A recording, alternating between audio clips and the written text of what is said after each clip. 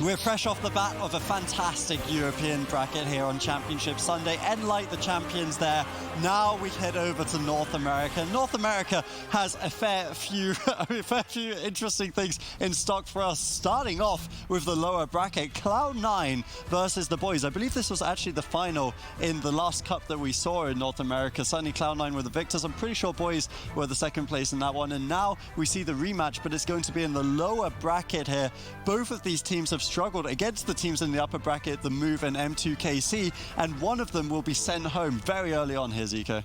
Yeah, and historically, it has been Cloud9 kind of matchup to win. I'm not sure exactly what the head-to-head count is, but Cloud9 definitely kind of just owning with this Mage Lock Druid, to be honest, against the compositions that the boys run. So we're gonna have to see if the boys are gonna be bringing in anything new. Perhaps the Shadow Priest of Smexin could come into play here.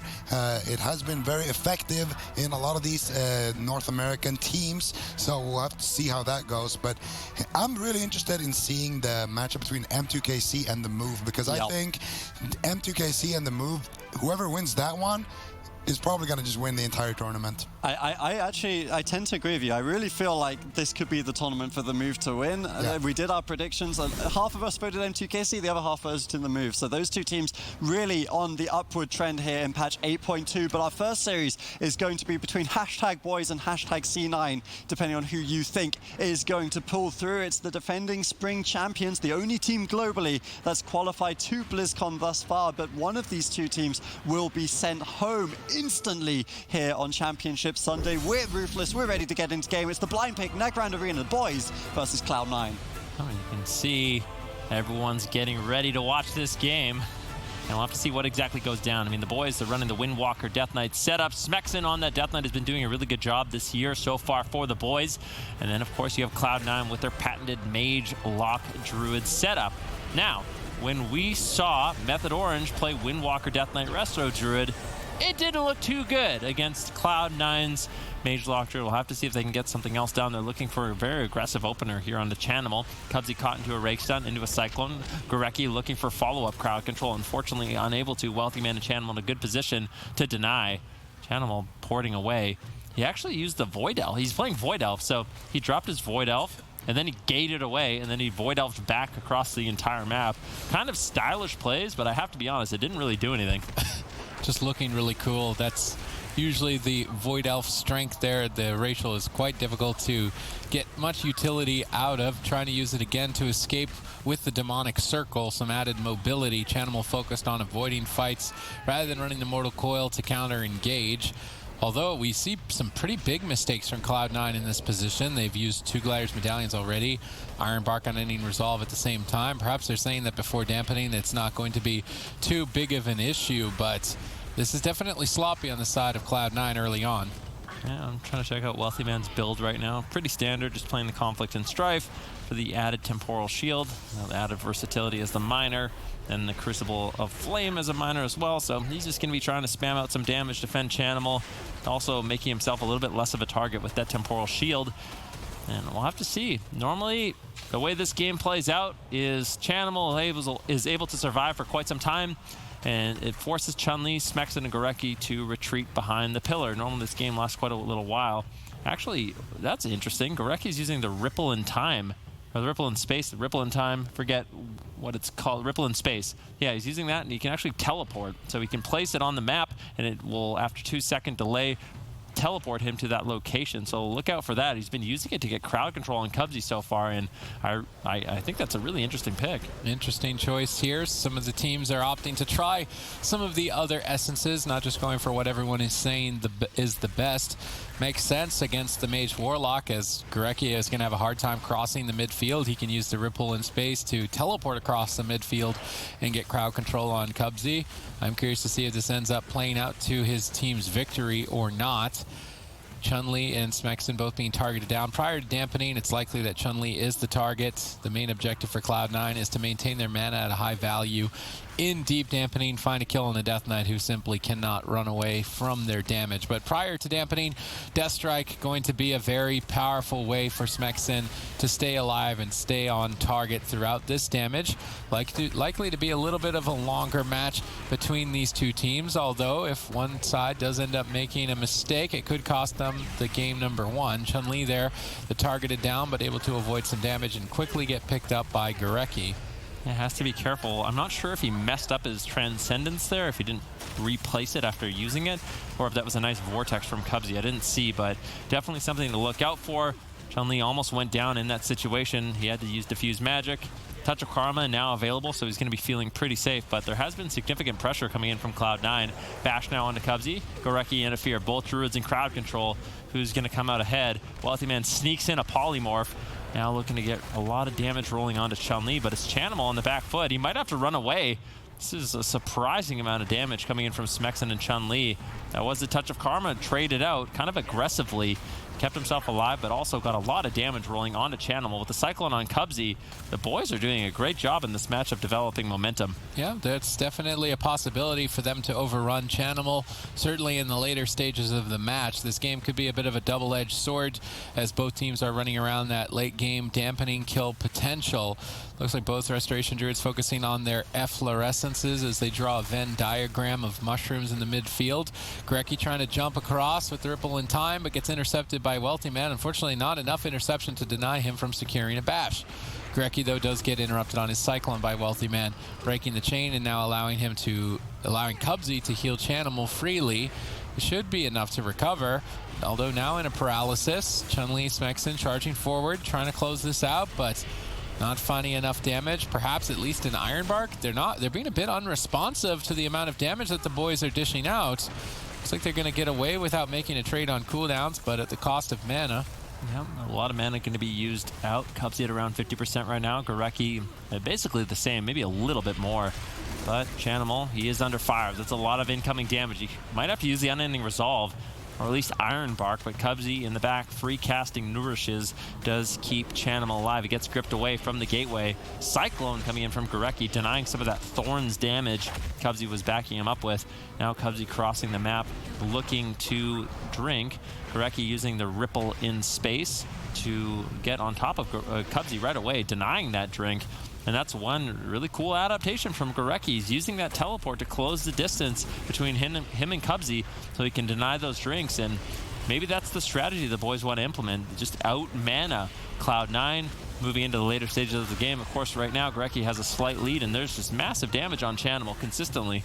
Good push here by the boys. Still looking to try and get an Ironbark, but not able to. Chanimal using that Demonic Circle, although in line of sight, an uncharacteristic mistake of Chanimal. He is now going to get Death Gripped back into midfield. Touch of Death is rolling. This is what Cubsy was waiting to use Ironbark on. See if it's enough. It looks like it will. It takes the hit.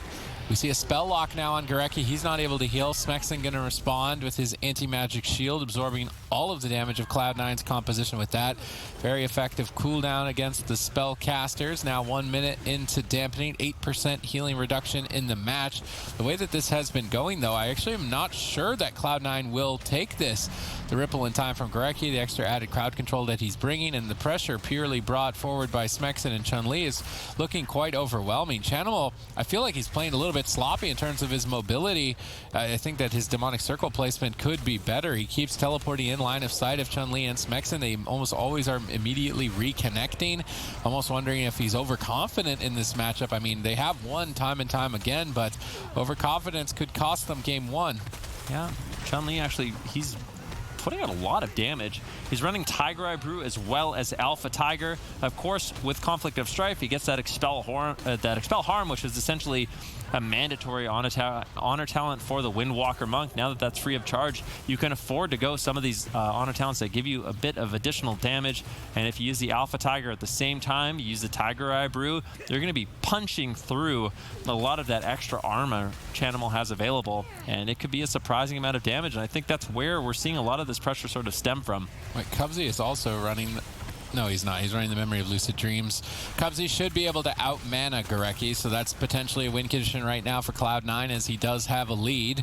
Chun-Li, he's got his portal on top of Chanimal's portal. That's a nice adaptation on his part, but that Void Elf Racial Chanimal trying to use it to escape, but I mean, like you said, ultimately not getting too far away from it. It is quite difficult to avoid a Windwalker Monk team, especially while you have Chains of Ice snaring you. Infernal's called in. Big push on Chun-Li. He's going to trade immediately with that touch of karma. Goreki's charging in to stop Cubsy from drinking. He knows that mana is one way that they could lose this, but now Cubsy's crowd controlled. Touch of Death. Animals is in trouble. Touch of Death goes off. I don't think Unending Resolve is going to be enough here if Chun-Li can connect. Chanimal barely holding on. Will Ironbark as well be enough? How is he still alive? The polymorph on Smex and the fear on Chun-Li, but Goreki's jumping in to try and finish the job. Portals away. Chanimal ports away. Ring of Peace trying to knock Chanimal in line of sight, but he has to come back to Cubsy. Goreki is the one who closes the game out. He says, yeah, Chun-Li, Smexen, your polymorph, your fear, whatever. I don't need you. The boys are going to do it. That was a phenomenal performance by Goreki, I have to say. Just the way he balanced defense and offense, getting aggressive when he really needed to. I think he was probably the MVP of that game. Yeah, Goreki played insane. He brought in a new essence with the Ripple in space. I think the new essence for the Windwalker Monk seems really powerful as well. He was putting out a ton of damage, but MVP Goreki in game 1, and for one of the first times ever, I think, the boys have actually managed to beat Cloud9 on this Mage Lock Druid. Yeah, and they do it with their main comp as well. This is the comp they've usually been losing with, but the Ripple in space is very interesting to see showcased for the first time here. And, you know, like Ven mentioned, it's basically like a little green circle. You place it, and then after a short amount of time, you teleport there. So it's pretty effective to land some of these crowd controls. And Goreki here as well. We're going to see him stop that drink right there, which is a big reason why they're going to be generating so much pressure. He finds Cubsy, he gets the Bash Cyclone onto Cubsy, and then he goes for a re-stealth. Infernal's going to stop him from doing that, so he goes out, throws a Dispel here onto Chun-Li, goes for a re-cyclone, and at this point, he knows he just needs to add damage. He doesn't have a Dispel for Smexen, and Chun-Li got re-feared, so he's going to go for that. And this Asphyxiate here that Smexen does is really beautiful as well right there. Just realizing Chanimal is going back from the pillar, in line of sight of Cubsy to get that heal. Smexen throws out, I think it was triple the yard Asphyxiate just for that split second to stop one Swiftman from going off, and it's enough to get them the kill. So really nicely done by the boys, but Tolvaron Arena awaits. Yep, Tolvaron Arena, unsurprising pick coming in here from Cloud9, but I mean, this is pretty incredible, right? Like, we talk about 8.2, some people were saying the meta wouldn't change too much, others were saying, you know, that we'd see different compositions. Overall, I think it's fair to say that a lot of the same classes have been being successful, but there have been little iterations, little changes. You know, we see the Jungle Cleave because of some damage essence being successful in Europe. Now we get to see things like the Ripple in space, and it's really cool to see the players actually trying out these new things, and some of them really using it better than others. Yeah, I mean, there's no question about it. We're less than 1 week into the, you know, these players being able to experiment in the new season. So I think it's important for players to keep an open mind, because there are little things that you can do. People always think that they have it figured out right away, but that's not necessarily true. Now, I have a kind of a question for Zico and also a comment myself. I feel like Cloud9 in that matchup, when we saw them play against Method Orange, they played Fire Mage, and it actually felt kind of good. I mean, do you think Wealthy Man, if he was just able to free cast during that game, greater Power Blast spam, they would be able to execute the same kind of strategy? That's a good question. Honestly, when they played Fire Mage, it felt like it was kind of overkill. It felt like the Fire Mage can die, whereas the Frost Mage not really going to have that same weakness. And it just feels like the Frost Mage, if they go on the Warlock, I would say that the Fire Mage is better, but I think the Fire Mage also becomes a target. And I think if they go on the Fire Mage and you have Chanimal free casting, maybe it's enough pressure, but I'm not sure. They should try it, I think. If they're going to be playing the Mage Lock anyway, I think they should take it. Take the Fire Mage on a large map and then go back to Frost on the smaller map, because they're going to be playing Frost on smaller maps anyway. And I think the counter pressure that the Fire Mage brings is a legitimate way to force people off of Chanimal. It felt kind of hopeless when Method Orange played against. Seemed good. Yeah. Seemed pretty good. Seemed pretty good, yeah. I mean, they're locking in Frost once again here. I think on Tolvaron Arena, there's a good chance that anything will seem pretty good for the Mage Lock Druid. But it is an interesting question, I think, because if they're going to kill the Destruction Warlock, then why not have the Mage do even more damage? It's just interesting because I almost feel like Wealthy Man locked in Fire as a mistake almost, and then he was kind of forced to play it because, I mean, they won that game and it looked so good, and then they haven't played it again. Why? Yeah, That's possible. That's a good question. Maybe We've seen could Demon happen, Armor yeah. forget to be selected, so I mean, it can happen from time to time, right? Like players aren't perfect, but I mean, these guys Are have you been sure? pretty close to perfect. And Moochlock Druid was going to be my transition. the only thing for them, perfect is I the guess. vision of perfection. The vision of perfection. That's the desk. healing stat. Oh, I'm yeah, not talking healing about the stat. essence. I'm talking about healing stat. But we could talk about the essence as well. It's been pretty popular. I mean, I actually think that's one of the other things I do want to talk to you about as a Windwalker monk is just how powerful the conflict and strife is on the Windwalker. Because in the past, there's always been 4 or 5 honor talents you really want, but obviously you only had 3. And I feel like Windwalker is one of the classes that benefits the most from that. Well, yeah. So for the honor talents, I feel like sometimes classes have like 3 that is just kind of mandatory, you know. And then there's other classes like the Windwalker monk, as an example. They have a ton of honor talents that are really, really potent. Unfortunately, they couldn't really have access to them all. Expel Harm is just such a good honor talent. Not only does it give you good self healing, it's good damage, good chi regeneration or chi generation. It's just really, really strong. Now that they get that baseline with that essence, it opens up a lot of opportunities for talents like the Tiger Eye Brew and the Alpha Tiger. So if Chun-Li can line up, using his Tiger Palm on a target, getting the access to the 30% bonus haste at the same time he uses Tiger Eye Brew, it's just so much damage. I feel like it's really throwing Cloud9 for a loop, and those kind of changes, these essences, they really do change the game. At the end of yesterday, Cloud9 gave us a thriller of a series between them and Resurgent. It went 3-2 in favor of Cloud9, and hence why they are in today's bracket and Resurgent are not. But now they once again find themselves up against it. The boys, who were their closest rival throughout the spring season, are once again putting them to the test here. All right, let's see if the boys can beat Cloud9 on Cloud9 turf. Tolvaron Arena going to be one of the best maps for a spellcaster cleave. Lots of open field to freely cast your spells on your opponents. Chun-Li the target early on here with double Mortal Coil secured. So Chanimal has changed his build. He's also not running the Void Elf. He said, okay, yeah, it was kind of fun to try to bounce around the map, but he's really not getting anywhere with it. So instead, going for the stationary Destruction Warlock build. I think that was a wise move.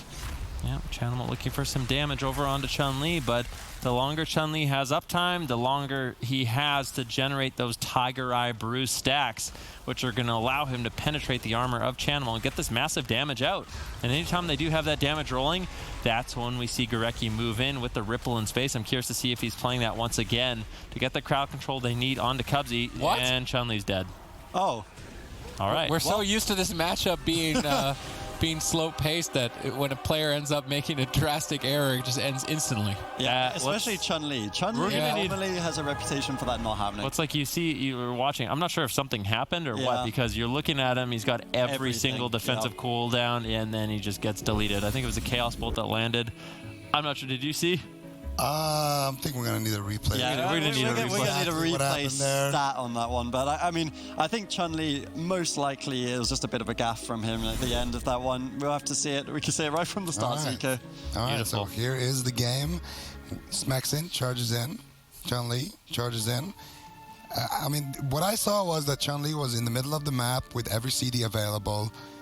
I looked down for 1 second, and he's dead. So we're going to see Infernals, Icy Veins, a lot of damage being used here, and Chun-Li gets coiled. Okay. Where's the Chaos Bolt? Iron Bark. Okay, there's the Chaos Bolt. Nope. Oh, no. Chanimal. He's going to go for another one, I believe, has soon. Fort Brew up. Oh, there it is.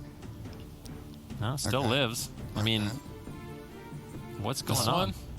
Okay, there's one that lands. He's tanked 2 Chaos Bolts so far. Yeah. Oh, he's going to tank. This is the big one. Nope. Interrupted again. It's coming. Yeah, I mean, it has to be. There it is. How? Or there. How did he die? There's one Chaos Bolt. Okay, there's another Chaos Bolt. If he eats another Chaos Bolt. Tank 5 Chaos Bolts? Okay, that's just like...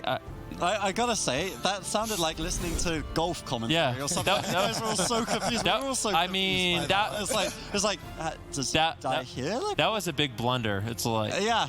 We're like, I mean, I know you're durable on the Windwalker monk, but I mean, yeah, come on. 5 Chaos Bolts. Yeah. We were like, what happens? Did he disconnect or something? Like, we just genuinely cannot conceive. That was a quick AFK after that. God, out of that game. He's not looking at the broadcast right now either, for sure. But yeah, obviously, best map for Cloud9, and that's the only reason they win, right? Just Tolvaron Arena things.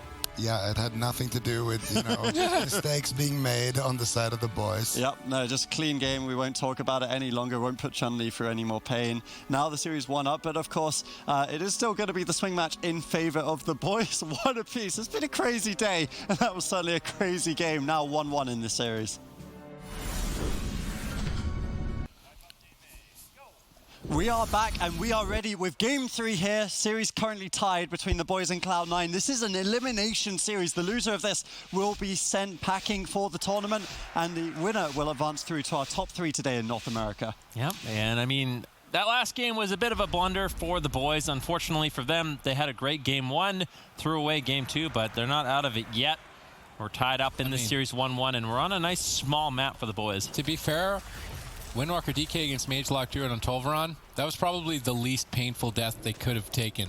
I feel like it's not even really, I mean, yeah, it's you don't want to be giving a game away, but to play out a game that is going to be very long and then just inevitably lose may actually be more fatiguing. Are you convinced after Nagrand that they just lose, though? Maybe. I mean, Channel changed his build. Chun-Li is just taking a huge amount of damage. This is actually a bit surprising. He's trying to go for a touch of death play. Channel uses Demonic Gateway to try and escape, but Chun-Li's in hot pursuit. Big touch of death connects. Iron Bark from Cubsy. This is an insane amount of pressure on Chun-Li. Well, I mean, it's Infernals, it's Icy Veins, it's Dark Soul, it's everything. Chun-Li lost half his health in 1 Chaos Bolt, so he's traded out a lot of his defense. Gorecki, of course, he still has the Iron Bark. He gets locked out. Nicely done by Wealthy Man, sniping out that interrupt. Now, all the pressure from Cloud9's initial opening has been lost, but Wealthy Man doing a good job building up some damage. Looking to continue his aggression by landing the polymorph onto Gorecki. Chun-Li has to be a little bit careful right now. He has this portal behind this little wooden platform on the side, and he does manage to Transcendence to safety. Another interrupt secured by Gorecki. This is a really good offensive push here by Cloud9. They've had so much momentum in the game so far. Yeah, every single time they attempt, they get a cooldown at least. Maybe eventually another kill here. Chaos Bolt, not interrupted. Chaos Bolt. Channel Fate casts. He's trying to bait some interrupts before going for further ones. The Fell Fissure on the ground could be one thing that's inhibiting Chun-Li's ability to recover. Perhaps he's using the reverse harm while still under its healing reduction effects. This could be a factor to Cloud9's ability to just kill him so easily. It was so seamlessly easy. Chun-Li transcendences away. Looks like he'll be fine behind the pillar. Gorecki is trying to stop Cubsy from drinking, but then actually gets crowd controlled himself by Cubsy.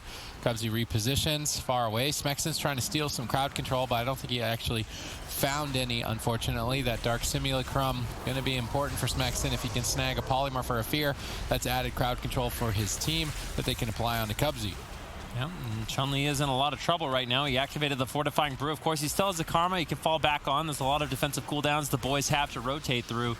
I'm still looking for that big offensive push when we see the Alpha Tiger as well. Actually, I think Chun-Li is playing a different build. Let me double check really quick. No, he's still playing Alpha Tiger and Tiger Eye Brew, so has a big offensive push when he can set that up, when Gorecki can move in, get the Bash Cyclone over on the Cubs. If we look at mana, there is a slight lead for Gorecki at this point, and they can deny the drinks from Cubsy. That is another win condition for them. They didn't need it in game number 1, but if the game goes on long enough, it could play into their favor. The Wealthy Man, they have that big push shortly. Look at Icy Veins. It's up in 20 seconds. Channel drops out the Infernal. Dark Soul's rolling as well. This is when Chun-Li could be in a lot of trouble. Smexon, realizing the situation, preemptively trades out his anti-magic zone to deny a little bit of that damage that Cloud9 has available. All right, let's see if they can stay in it. Chun-Li is still low on health, having to exchange Touch of Karma now as well. Gorecki's mana is not looking healthy, and I would say that this game and the last, I mean, Chun-Li just outright died, but this game looks totally different than game number 1.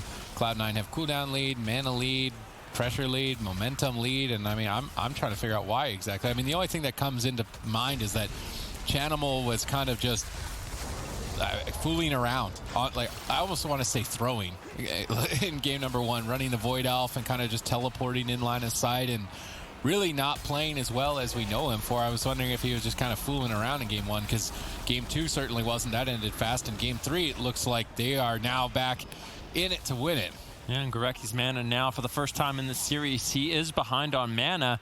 And I think it's so unlikely he's going to be able to drink. There's the Fell Hunter and the Water Elemental to shut him down. Wealthy Man basically has free reign in this game. He's just been free casting, generating pressure. Gorecki gets caught into a bash. Cubsy moves away, getting an entangling route over on the Smexen, really controlling up the game right now. As you can see, Wealthy Man, he's been doing a really good job getting control on Smexen. It's going to be Chun-Li as the main target, but I feel like there's a point in the game where there's going to be a switch that flicks, and it's going to be that switch of dampening where eventually you go after Smexen in the match.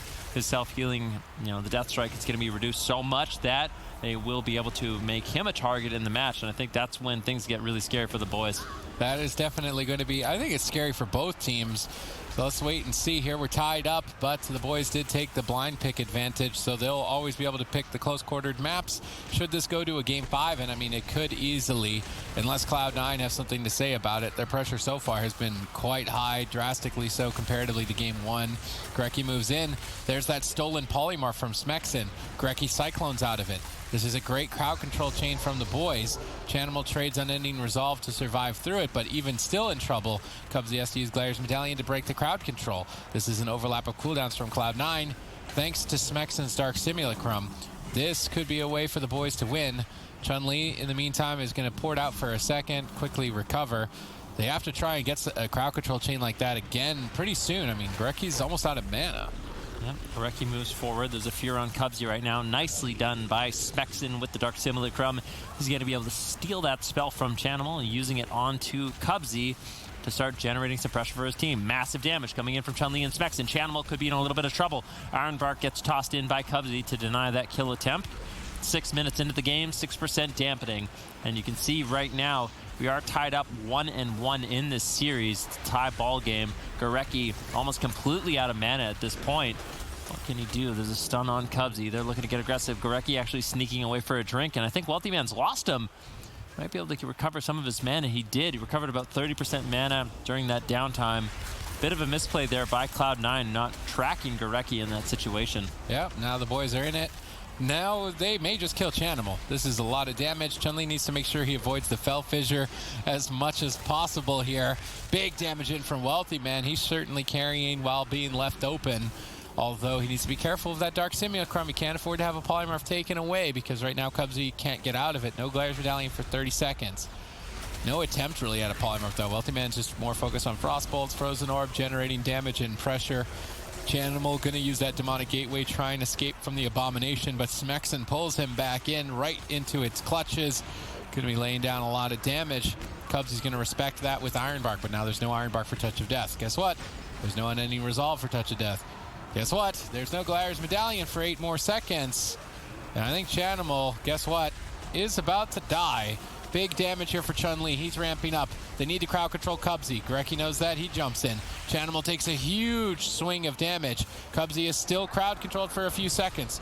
Smexen's going to drop the anti-magic zone to stay on top of him. Surprisingly not finding the kill there. That was set up for what I thought was going to be an easy kill on Chanimal, but Cubsy's healing more than enough to handle it. Yeah, Wealthy Man denying Greki a drink once again. Cubsy, he's in stealth. Is he drinking? Is he recovering his mana?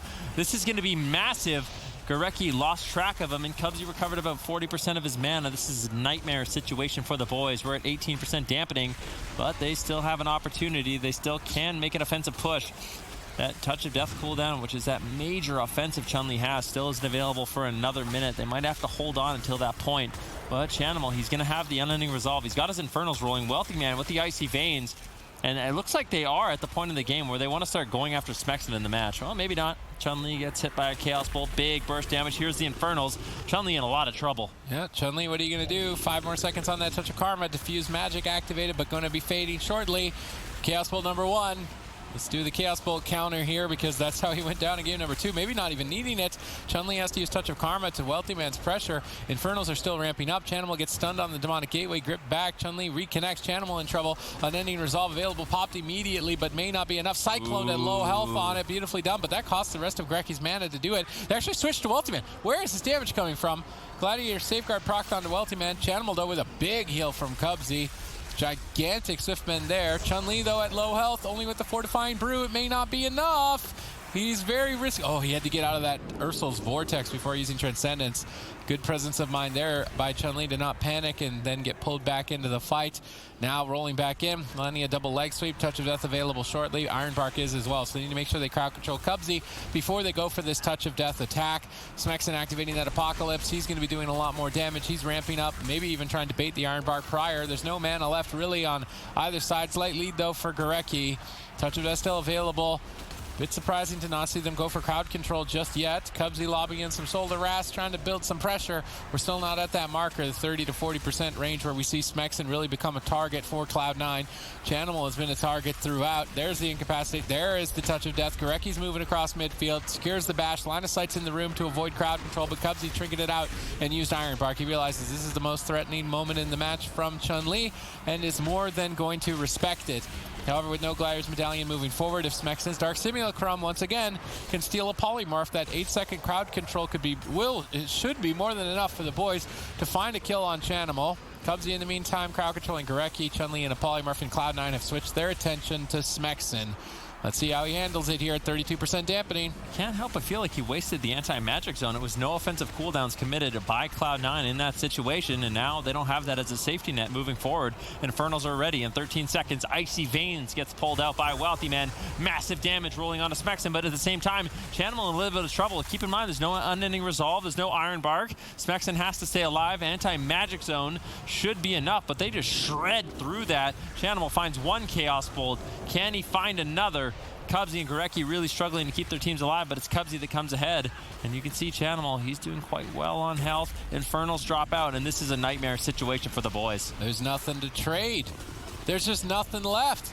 Smexen's getting blasted. Wealthy Man looks to close it out, but Chanimal is also vulnerable. He's trying to kill Smexen before Smexen kills him. Do or die moment here at 37% dampening between the boys and Cloud9. But in the meantime, Cubsy gets crowd controlled. He saw Gorecki coming. He Ironbarks right before it. The only reason that Chanimal is still alive and Smexen is actually likely to fall. Barely stays in it. Deathstrike connects. Ironbark's up. Now Smexen's more durable. Chanimal gates away. They need to get onto him as soon as possible. They stun the Chaos Bolt. He baits with the fear. Looks for the interrupt. Then finds the Chaos Bolt while Chun-Li's Polymorph. Big Chaos Bolt towards Smexen.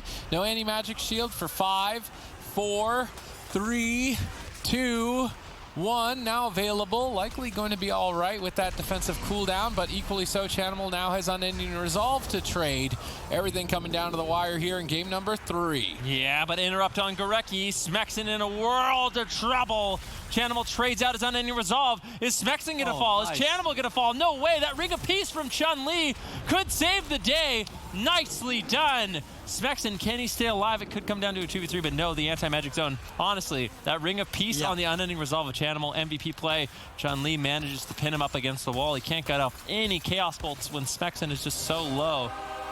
And beautiful. The boys are going to win that because of that. The presence of mind on Chun-Li. This is why we didn't expect such a huge error in game 2, because this guy is absolutely insane. He pulls through. I think there was so many nice little plays, like outplaying the Vortex, playing around it on the Unending Resolve at the end of the game. That's where it counts. It's 40% dampening. He makes the play and wins his team the game. Yeah, and I feel like we were sitting here yesterday kind of talking about pretty much the same thing. Chun-Li, I believe it was against Storm, he pinned a Druid against the wall. I think, yeah, he pinned Metaforce against the wall, and that netted them the kill, and he did the same thing as a CC. This time around, he saves Smexen by doing that exact same move here. He interrupts that Chaos Bolt at the very last second with the leg sweep, gets caught up in the CC there, but as soon as he comes out here, Smexen, he's gonna be fine because that anti-magic shell is gonna come back off cooldown. He's gonna be able to avoid the Shadow Fury with it as well.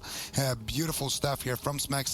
Gonna use that, Death Striking his way back, you know, and then of course here Chun-Li incapacitates Wealthy Man. Here's one Chaos Bolt going through, and the next Chaos Bolt is gonna just win Cloud9 the game. Instead, Chanimal gets pinned through the wall, so he can't actually start casting any Chaos Bolts, giving Smexen enough time to Death Strike back up to full HP, or well, to half HP, and also to actually get that kill. And as well, I want to give a shout out to Smexen. because he stole a poly there at the end, which gave them a lot of that pressure. Yeah, and it really was so close at the end there. Like, as you were saying, one Chaos Bolt more slips through, Smexin dies, plus another 30% of his health. You know, there was a lot of overkill in that one, so a big couple of plays there coming in from the boys. And I mean, those have been the difference makers. This series always was the one to watch in the spring season. Now the boys are 2-1 up once again in the series. And I mean, I've said some crazy things today, but Cloud9 are looking like they may well go home before the top 3. Yeah, my predictions are going to be wrong about NA Yeah, too. It's a nightmare situation. I think for the rest of us, we're kind of chilling with this one, right? Yeah, Prediction-wise, so. it's just me that lost again. But oh well. You know, the boys, the game they did lose in the series was kind of a fluke. I just want to say, if Cloud9 gets knocked out without taking us to over 72% dampening, You're chilling, yeah. I don't think Mew probably Kitty Cats and the Move are going to do it. So, you're looking really good, yeah. You don't win with that. You have to go over 71%. No, you don't. No. It's closest without going over. It's my poll.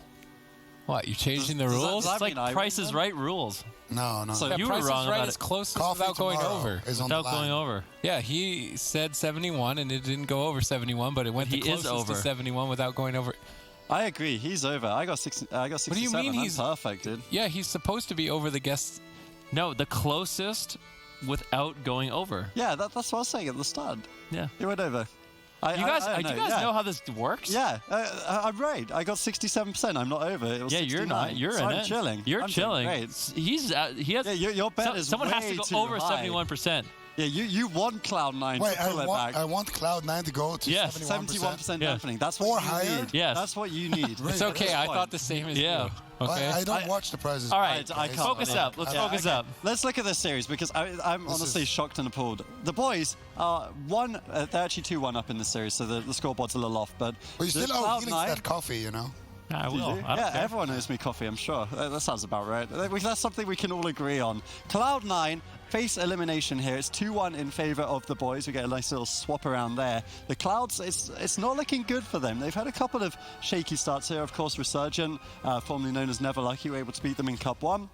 They win Cup 2, and we're like, okay, things are back to normal. Now patch 8.2 hits, and people that were not beating their Mage Lock Druid before are now beating it. The boys are playing their main composition. Once again, Cloud9 are going to lock in the composition that they have now lost on 2 maps with. It's a bigger map, sure, but as Zico said, Game 2 was not really a fair representation of how this series should go. There's a good chance the boys run away with this one, Ben. Yeah, I mean, that is true that Cloud9 got a free win in game number 2, but that was a really close game. Smexin barely survived multiple times. Chun-Li barely survived multiple times. I still feel like Cloud9 has a fair shot in this matchup. I mean, if history tells us anything, it's that they're very good against the Windwalker Death Knight composition, but the boys are playing it really well. Offensively, defensively, I think Garecki's pushing it at the perfect moment. It's just all 3 of them, honestly, doing a really good job.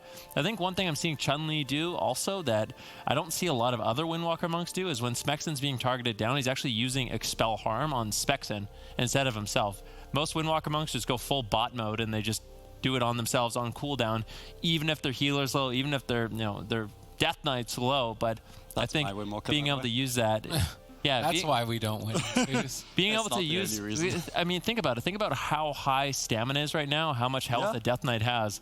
It's percentage-based healing. It's really good for keeping Smexin alive, and it might be the reason why he managed to survive in that game. In a game that close, it really does come down to little nuggets like that. So take that one from Venfuki and spread it amongst the World of Warcraft ladders as Smexin barely stayed alive in Game 3. Now, once again, Cloud9 take us to a bigger map. They have to win this game. If they lose this game, they are eliminated.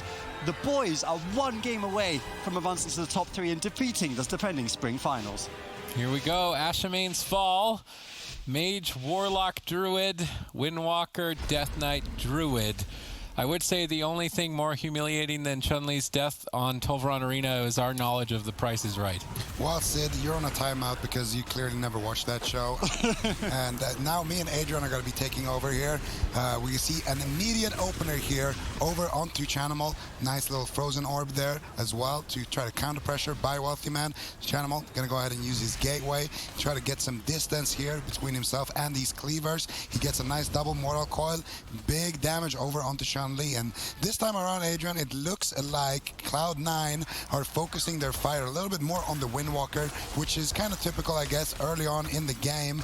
You want to go for the Windwalker. He's the high threat target, plus the DK. You know, without the dampening, he's not going to be in too much trouble. Yeah, it's kind of rotating around Sid's magical number for the Death Knight until he's at that stage of dampening. The Windwalker is by far the better target, much better to force him defensive, force those Tiger Eye brew stacks to not be able to be stacked up, and that's going to be the main goal for Cloud9. The stakes are pretty high in this game. My coffee V's on the line. If we get to 71% dampening, then Zico will win. Of course, you don't even drink coffee. Cloud9 could also just get eliminated, which I guess that matters as well. But you want a hot chocolate? Yeah, I want a hot chocolate. Okay, sure. But I mean, at the end of the day, the stakes are pretty high in that regard, but also in the regard that Cloud9, who are many people would consider the best team in North America currently, face elimination here. It's down to Chun-Li. I really feel like if Chun-Li has another good game with the outplays in deep dampening and just the solid defense prior, then he can win this game for his team.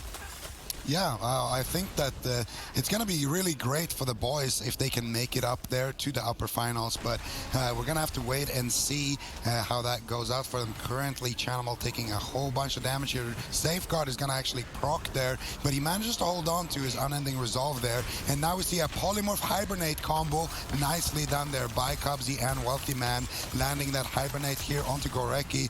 Now we can see if they're going to, can they retime it? They can. Beautifully done there by Cloud9. But actually it's Chanimal who is taking the brunt of the damage. Chun-Li and Smexin not going to really use anything. It was just kind of a nice play there. Now swap over onto Gorecki. Chaos Bolt connects. Safeguard is going to be proccing, and the Bark Skin as well is going to be forced here from Gorecki. Now Gorecki wants to look for a stealth here most likely, so potentially looking to root up that pet and then maybe swap Pillar, see if he can get a new stealthy opener. You can see it, Entangling Roots being casted out, trying to fake cast Chanimal, and he actually succeeds with that. So right now the team, though, too much pressure on the teammates of the boys here, so he's going to go ahead and top everybody up, and now he's going to root the pet, and then he's going to line of sight it, try to drop aggro, and then get a restart. Now we see Touch of Death as well activated. Big trouble on the Chanimal potentially. Yep, the Touch of Death is the big damage cooldown here from Chun-Li. Although with no dampening stacks, I think there's low chance that Chanimal will die to this one. It's worth noting that not only does Cubsy do significantly more healing in the early stages of the game, so does Chanimal. His damage reduction, it basically counts as healing. So in the early stages of dampening, it's not reduced. He's probably doing around 10 to 12k healing per second right now. Very tanky target at this stage of the game. And at the later stages, that's where the Destro Warlock becomes a bit more of an exposed weakness. They did get a trinket from Cubsy though, so openings are starting to appear. Gorecki though, really low on mana. He's trying to sneak away for a drink. I'm actually not sure if Wealthy Man has tracked him. He has. Good Blink Frozen Orb to deny that drink, and Gorecki's feeling the pain. We're not even in dampening yet. He's already down to about 30-40% mana, so the game so far is going pretty well for Cloud9. Yeah, Cloud9 right now in the driver's seat. Another beautiful ring there from Chun-Li. He's going to cancel out that Chaos Bolt.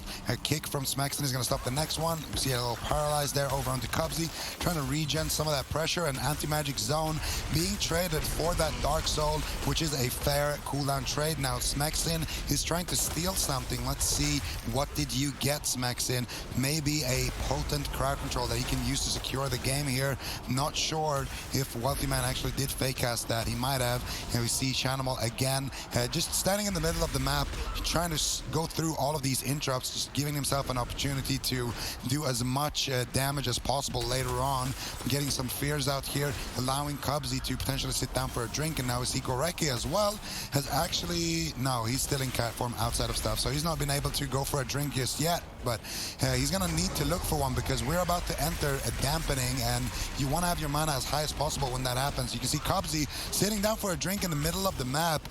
Quite disrespectful there. He's gonna have to go out, but he did get a little bit of mana there. Now Chanimal, is he gonna escape without being forced to use his unending resolve here? It looks to be the case. Yeah, I think it's certainly a lot easier for Cubsy to drink in this matchup than it is Gorecki, just because firstly there's two range on the side of Cloud9, so they have a lot more range denials. They're much more mobile with the Frost Mage. He doesn't have to use any of his shimmers since he's not being attacked by the boys, and I'll honestly, I think Gorecki also has to do a little bit more healing overall. It's pretty easy for Cubsy to just keep Hots on one target with Chanimal, trade out an Ironbark and go for a drink. Meanwhile, on the boys, Gorecki, you know, his team's constantly having to rotate through cooldowns. They have to deal with a free casting Wealthy Man, which is a very tough challenge, especially when you're also trying to drink in the midst of that. So Gorecki's got the uphill task here. He uses the Ironbark. I wonder if he is going to go look for a drink, but it doesn't look like it. The Fell Hunter is on him. He's trying to get it off, but it's not going anywhere. It's such a tough situation. Dampening's barely started. Gorecki already has 10% mana. They haven't really worked too hard on forcing cooldowns from Chanimal. Chun-Li without his touch of Karma. This is definitely looking really good for Cloud9 in this situation. So Gorecki actually went for the Shadow Meld stealth there, which is, of course, the 2-minute cooldown where you can immediately drop the aggro of the pet. But unfortunately for him, he did get taken out by Wealthy Man. And Gorecki is not going to be able to re-stealth for a long time now. And it looks like he's just not going to be able to find that drink. Wealthy Man basically keeping a chokehold onto Gorecki here for Cloud9. Now we see another classical trade here, Anti-Magic Zone for the Dark Soul. Nicely done by Smexin, lining up those cooldowns. Nice little asphyxiate there as well to shut down a lot of that free healing from the Innovate of Cubsy. And I gotta say, a lot of these new essences, you know, the Rising Tide, making a lot of work here for Gorecki. He's basically tied on mana soon with Cubsy. If he can get a couple of more procs here, Gorecki for the time being is completely out of mana. As long as they stop Cubsy though, the boys are still in this. Yeah, I certainly think that Gorecki's happy he's not running the Ripple in Space for this game. Definitely that additional mana regeneration. Both Druids have restored about 50,000 mana so far from their Weapon Enchant and the two essences that they're running, so that is really the difference here. If Gorecki hadn't had that mana, definitely would be struggling a lot more. Now they're starting to reach that dampening point that they need. 14% dampening, and they forced the first Unending Resolve out from Chanimal. Obviously a big push for them. It looks great since now that's a 3-minute cooldown, and the Touch of Death is a 2-minute cooldown, so Touch of Death won't quite line up, meaning that they will have an opportunity to strike down the mighty Chanimal later stages in this game. Probably around 25% dampening when that rotation and trade will be attempted. Cubsy without mana, if he can't drink before that, I could definitely see Chanimal falling at that stage. Yeah, and a beautiful crackling Jade Lightning there, sniped onto Cubsy there by Chun-Li to make sure to keep him in combat. And then when Cubsy goes for the drink, they just try to you know, do as much pressure as possible. The Abomination has been summoned here by Smexin, who is currently caught up in a fear into another fear. Cubsy sitting down for a drink. Now Smexin needs to be the one who stops this with a Death and Decay. He's looking for it. Did he get it? I think he whiffed. That's going to be a big problem here for the boys. Cloud9 coming back now with about 30% mana left in the tank, which is a really big deal because now they can force Smexin and Chun-Li to go back to the pillar. But Chanimal, he's not out of the woods yet. He stole a sheep. Nicely done there by Smexin, stealing a sheep. They could potentially close the game out here. Cubsy trinkets out of the bash. Chanimal, how are you going to survive? The fears are coming out onto Chun-Li. Wealthyman spamming out the polymorphs there onto Smexin as well. And it looks like Chanimal is going to recover for now after Cloud9 sees some turbulence in the match. This is the thing, at 20% dampening, I still think the dampening is not high enough that it's worth allowing that drink to slip. It's still a mistake from the boys, and they still end up worse out of the trade.